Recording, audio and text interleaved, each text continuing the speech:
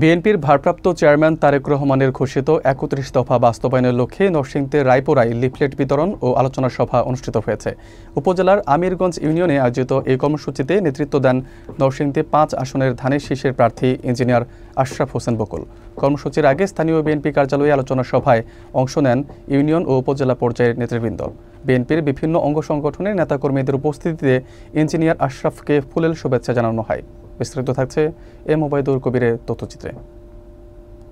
নরসিংদীর রায়পুরা উপজেলার আমিরগঞ্জ ইউনিয়নে বিএনপির ভারপ্রাপ্ত চেয়ারম্যান তারেক রহমানের ঘোষিত ৩১ দফা বাস্তবায়নের অংশ হিসেবে লিফলেট বিতরণ ও আলোচনা সভা অনুষ্ঠিত হয়। শুক্রবার বিকেলে আয়োজিত এই কর্মসূচিতে নেতৃত্ব দেন নরসিংদী ৫ আসনের ধানের শীষের সম্ভাব্য প্রার্থী এবং বিএনপির বিজ্ঞান ও প্রযুক্তি বিষয়ক সহ সম্পাদক ইঞ্জিনিয়ার আশরাফ হোসেন বকুল। কর্মসূচির শুরুতে স্থানীয় বিএনপির কার্যালয়ে এক আলোচনা সভা হয়, যেখানে সভাপতিত্ব করেন ইউনিয়ন বিএনপির সভাপতি রফিকুল ইসলাম রফিক এবং পরিচালনা করেন সাধারণ সম্পাদক কামরুজ্জামান কামরুল। সভায় বক্তারা বলেন, তারেক রহমানের ঘোষিত ৩১ দফা বাস্তবায়নই গণতন্ত্র পুনরুদ্ধার ও জনগণের অধিকার প্রতিষ্ঠার পথ খুলে দেবে। এ সময় নেতারা ইঞ্জিনিয়ার আশরাফকে আগামী জাতীয় নির্বাচনে ধানের শীষের প্রার্থী হিসেবে মনোনয়ন পাওয়ায় ফুল দিয়ে বরণ করেন। সভায় উপস্থিত ছিলেন উপজেলা বিএনপির ভারপ্রাপ্ত সভাপতি বীর মুক্তিযোদ্ধা হযরত আলী ভূঁইয়া, জেলা বিএনপির কৃষি বিষয়ক সম্পাদক মোহাম্মদ হাবিবুর রহমান, যুবদল ও স্বেচ্ছাসেবক দলের নেতৃবৃন্দ সহ অন্যান্যরা। শেষে প্রয়াত সাংসদ আব্দুল আলী মৃধার স্ত্রীর আত্মার মাগফিরাত কামনায় দোয়া অনুষ্ঠিত হয়।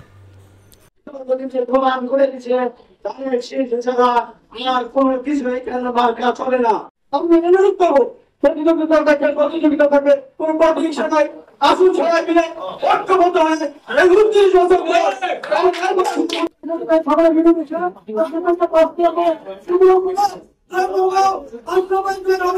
আলোচনার মাধ্যমে এবং লিফলেট বিতরণের মাধ্যমে আমিরগঞ্জ ইউনিয়ন থেকে আমরা বিজয় করে হাসনাবাদকে আমরা বিজয়ী করবো ইনশাআল্লাহ। আমাদের জাতীয় পার্টি দল তারেক রহমান কর্তৃক ঘোষিত প্রার্থীর বিপক্ষে কেউ থাকতে পারে না।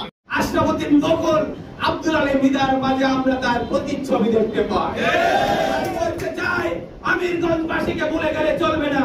এখানে অনেক ভোটের সমষ্টি রয়েছে। এখান থেকে আমাদের নির্বাচনী যাত্রা শুরু হবে ইনশাআল্লাহ। আমরা দান ইঞ্জিনিয়ার আশরাফুদ্দিন বকুলের হাতে তুলে দিয়েছে বিএনপির ভারপ্রাপ্ত চেয়ারম্যান তারেক রহমান। সুতরাং যদি কেউ কোনো এটার ব্যত্যয় ঘটায়, দল থেকে তাদের বিরুদ্ধে অ্যাকশন হবে। আজকে আমরা দেখেছি আমাদের এখানে ৬-৭ জন মনোনয়ন প্রত্যাশী ছিল, গত বছর ছিল ২১ জন, এবার ৬-৭ জন। সেখান থেকে শব্দ এসেছে ধান যার আমরা তার, যার ধান আমরা তার, ধান যাবে যার হাতে আমরা যাবো তার হাতে। আমরা দলীয় সংবিধান মেনে, দলীয় আদর্শ মেনে বিএনপি ভারপ্রাপ্ত চেয়ারম্যান তারেক রহমানের নির্দেশে আমরা সবাই মিলে ধানের শীষের পক্ষে কাজ করবো, ঠিক কিনা? আমাদের প্রতিদ্বন্দ্বী ভাইরা সবাই আমাদের সাথে কাজ করবে, এটা আমরা আসলে কি অনেকে কাজ শুরু করে দিয়েছে, বাকিরাও কাজ করবে। আমি মনে করি এই ধানের শীষ নিয়ে কারো কোনো বিতর্ক থাকতে পারে না। আমাদের তৃণমূলের মানুষগুলো সবাই ঘর থেকে যেভাবে বেরিয়ে আসতেছে এবং পাখি জাকের মতো যেখানে যাচ্ছে সেখানে জনসমুদ্র হয়ে যাচ্ছে। আসলে আমাদের বিএনপি ভারপ্রাপ্ত চেয়ারম্যান তারেক রহমান সাহেব একটা সঠিক সিদ্ধান্ত নিয়েছেন, একজন যুবক উপযোগী সিদ্ধান্ত নিয়েছেন।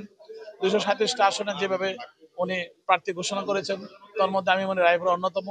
এবং রায়পুরার যে জনগণ যে জিনিসটা চেয়েছিল, তাদের প্রত্যাশা, সেই প্রত্যাশা অনুযায়ী হওয়াতে সবার মধ্যে একটা সেই হারমোনিক সাউন্ড তৈরি হয়ে গেছে। আমি জনগণের কল্যাণে কাজ করে যাচ্ছি, জনগণের অকল্যাণে কোনো কাজ করি না এবং কোনো অসৎ কাজ আমার হাত দ্বারা হয় না বা কাউকে আমি অসৎ কাজ করতে দিই না। এবং জনগণের যে চাহিদা, জনগণের যে চাওয়া পাওয়া, যে আশা আকাঙ্ক্ষা, এই সবকিছু বাস্তবায়ন করার জন্য আমি আমার সততার লাইনে আছি। আমার অভিজ্ঞতা, আমার দূরদর্শিতা এবং পাশাপাশি এই যে দীর্ঘ ৭৯ সনের পর থেকে বিএনপির সাথে লেগে থাকা ছাত্র দল করে আজকে আমার সততার জীবন দিয়ে আমি আজকে এই পর্যন্ত এসেছি। আমি মনে করি একজন রাজনীতিবিদের সবচেয়ে বড় গুণ হলো তার সততা। পাশের জন্য রায়পুরা উন্নয়নে যা যা করার আমি করবো। রায়পুরা এক কথায় বলতে গেলে পর্যটক নগরী হবে, শিল্প নগরী হবে এবং শিক্ষা নগরী হবে। পাশাপাশি রায়পুরাতে সারা বাংলাদেশ থেকে লোক এসে চাকরি করবে, সেটাই আমার প্রত্যাশা। কোনো কিছু নিতে আসিনি, দিতে এসেছি। আমি জনগণের কল্যাণের জন্য কাজ করে দেব। আপনারা সবাই মিলে এই ধানের শীষকে পাশ করবেন বলে আমি আশা রাখি। ধানের শীষ মানে যে পাস, এই কথাটা ঠিক না।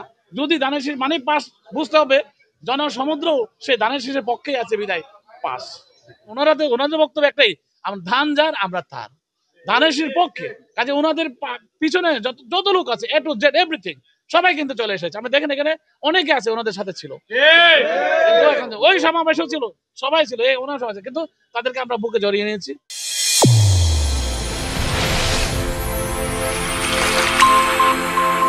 চ্যানেল A1 হৃদয়ের স্পন্দন।